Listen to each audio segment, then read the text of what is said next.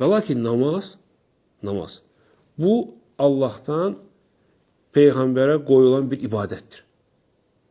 Aydındır ki, müsəlmanlar ibadət belə eləməlidir. Ona görə Peyğəmbər sallallahu əleyhi və səlləm namaza öyrədəndə dedi ki, sallu kəmə rəaytumuni usalli. Mən necə qılıram və belə qıl namazı. Aydındır? Demədi ki, hərəsi öz dilində qılsın. Və ona görə Peyğəmbər sallallahu əleyhi və səlləm vaxtında cürbəcür millətlər İslamı qəbul edirdilər. Romlar İslamı qəbul edirdilər, Farslar İslamı qəbul edirdilər. Onlar da öz dilləri var idi. Lakin hamısı ərəb dilində qılırdı. Hətta Azərbaycan əhalisi artıq sahabələrin vaxtında, Ömərin vaxtında onlar İslamla tanış oldular.